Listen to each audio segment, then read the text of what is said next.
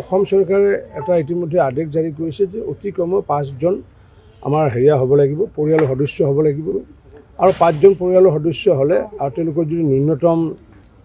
আয় যদি 2 লাখতকৈ তলত তেতিয়াহ'লে আগন্তুক দিনত তেওঁলোকে অৰুণোদয় পাব।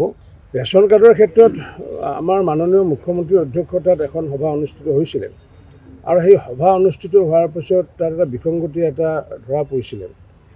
যিহেতু মাননীয় মুখ্যমন্ত্ৰী ডাঙৰীয়া বা আমাৰ চৰকাৰে কৈছিলে যে ৰেচন কাৰ্ড যিসকলৰ আছে তেওঁলোকে অৰুণোদয় পাব বুলি কৈছিলে আৰু সেইটোৰ সুযোগ লৈ পেলাই ঠাই বিশেষকৈ ধুবুৰী অঞ্চলত বা আপোনাৰ হাইলাকান্দিতে হওক বা বৰপেটাতে হওক বা এইপিনে ধৰক গোৱালপাৰাতে হওক এনেকুৱা অঞ্চলত দেখিছোঁ যে বহুতে ৰেচন কাৰ্ড স্প্লিট কৰি পেলাই যে তেওঁলোকে দুটা পৰিয়াল তেওঁলোকে দেখাইছে। তেতিয়া এইটো স্বাভাৱিকতে এটা সন্দেহ এটা হৈছে যে এটা পৰিয়াল যে এনেকুৱা ধুবুৰী অঞ্চলৰ বা বৰপেটা বা গোৱালপাৰা অঞ্চলৰ যে এই পৰিয়ালবিলাক তাৰমানে সন্তানহীন পৰিয়াল নেকি। গতিকে মাননীয় মুখ্যমন্ত্ৰী ডাঙৰীয়াই কৈছে যে সেই পৰিয়ালবোৰ যদি সন্তানহীন তেতিয়াহ'লে আমাৰ ক'বলগীয়া একো নাই, তেতিয়াহ'লে 2জন থাকিলেও তেওঁলোকৰ মানে হেৰিয়াৰ পৰিয়ালক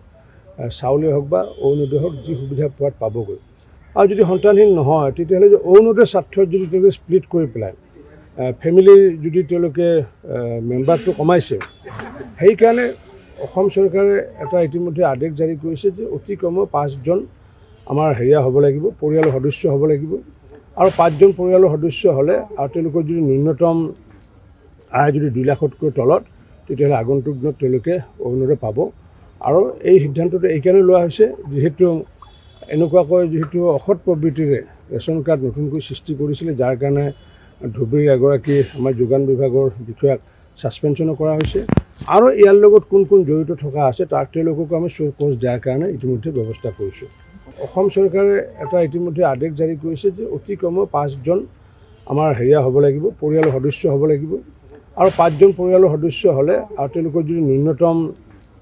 আয় যদি 2 লাখতকৈ তলত তেতিয়াহ'লে আগন্তুক দিনত তেওঁলোকে অৰুণোদয় পাব। ৰেচন কাৰ্ডৰ ক্ষেত্ৰত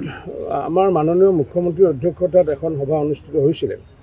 আৰু সেই সভা অনুষ্ঠিত হোৱাৰ পিছত তাত এটা বিসংগতি এটা ধৰা পৰিছিলে। যিহেতু মাননীয় মুখ্যমন্ত্ৰী ডাঙৰীয়া বা আমাৰ চৰকাৰে কৈছিলে যে ৰেচন কাৰ্ড যিসকলৰ আছে তেওঁলোকে অৰুণোদয় পাব বুলি কৈছিলে আৰু সেইটোৰ সুযোগ লৈ পেলাই ঠাই বিশেষকৈ ধুবুৰী অঞ্চলত বা আপোনাৰ হাইলাকান্দিতে হওক বা বৰপেটাতে হওক বা এইপিনে ধৰক গোৱালপাৰাতে হওক এনেকুৱা অঞ্চলত দেখিছোঁ যে বহুতে ৰেচন কাৰ্ড স্প্লিট কৰি পেলাই যে তেওঁলোকে দুটা পৰিয়াল তেওঁলোকে দেখাইছে। তেতিয়া এইটো স্বাভাৱিকতে এটা সন্দেহ এটা হৈছে যে এটা পৰিয়াল যে এনেকুৱা ধুবুৰী অঞ্চলৰ বা বৰপেটা বা গোৱালপাৰা অঞ্চলৰ যে এই পৰিয়ালবিলাক তাৰমানে সন্তানহীন পৰিয়াল নেকি। গতিকে মাননীয় মুখ্যমন্ত্ৰী ডাঙৰীয়াই কৈছে যে সেই পৰিয়ালবোৰ যদি সন্তানহীন তেতিয়াহ'লে আমাৰ ক'বলগীয়া একো নাই, তেতিয়াহ'লে 2জন থাকিলেও তেওঁলোকৰ মানে হেৰিয়াৰ পৰিয়ালক চাউলেই হওক বা অৰুণোদয় হওক যি সুবিধা পোৱাত পাবগৈ। আৰু যদি সন্তানহীন নহয় তেতিয়াহ'লে যে অৰুণোদয় স্বাৰ্থত যদি তেওঁলোকে স্প্লিট কৰি পেলাই ফেমিলিৰ যদি তেওঁলোকে মেম্বাৰটো কমাইছে, সেইকাৰণে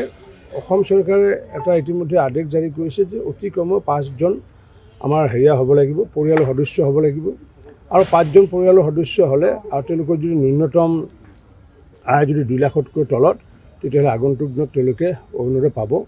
আৰু এই সিদ্ধান্তটো এইকাৰণে লোৱা হৈছে যিহেতু যিহেতু অসৎ প্ৰবৃত্তিৰে ৰেচন কাৰ্ড নতুনকৈ সৃষ্টি কৰিছিলে, যাৰ কাৰণে ধুবুৰীৰ এগৰাকী আমাৰ যোগান বিভাগৰ বিষয়াক ছাছপেনশ্যনো কৰা হৈছে আৰু ইয়াৰ